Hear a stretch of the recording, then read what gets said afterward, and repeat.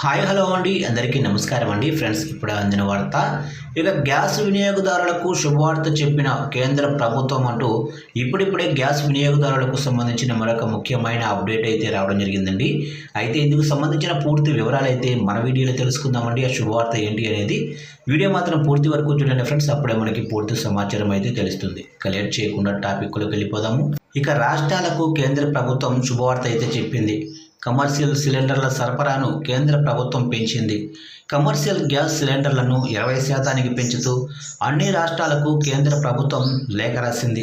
ఇక పిఎన్జి విస్తరణ కోసం యూజ్ ఆఫ్ డూయింగ్ బిజినెస్ సంస్కరణల ఆధారంగా మరో 10% కేటాయింపుకు అనుమతించబడింది. రాష్ట్రం అన్ని సంస్కరణలను అమలు చేసి అందుబాటులో ఉన్న మొత్తం అంటే 30% కేటాయింపును వినియోగిస్తుందని ఆశిస్తున్నామని తెలిపింది.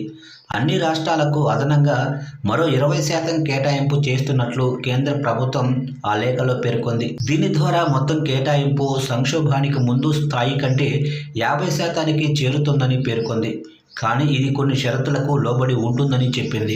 ఇక 20% కేటాయింపుల ప్రాధాన్యం ఇచ్చే రంగాలు: రెస్టారెంట్లు, ధాబాలు, హోటళ్లు, పరిశ్రమల క్యాంటీన్లు, ఫుడ్ ప్రాసెసింగ్ లేదా డైరీ, రాష్ట్ర ప్రభుత్వాలు లేదా స్థానిక సంస్థలు నిర్వహించే సబ్సిడీ క్యాంటీన్లు లేదా అవుట్లెట్లు, కమ్యూనిటీ కిచెన్లు, వలస కూలీల కోసం 5 కిలోల FTL, అలాగే ఎలాంటి దుర్వినియోగం జరగకుండా చూసే చర్యలు రాష్ట్రాలు తీసుకోవాలని కేంద్రం లేఖలో పేర్కొంది.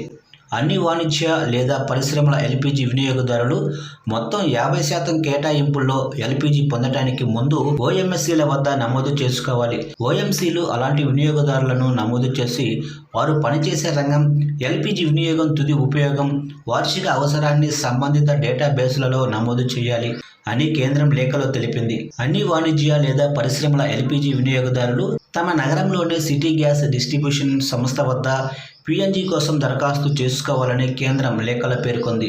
PNG అందుకునేందుకు సిద్ధతను సాధించడానికి అవసరమైన అన్ని చర్యలు తీసుకున్న తర్వాతే వారు మొత్తం 50% కేటాయింపుల్లో వాణిజ్య LPGకి అర్హులవుతారని కేంద్రం లేఖలో స్పష్టం చేసింది.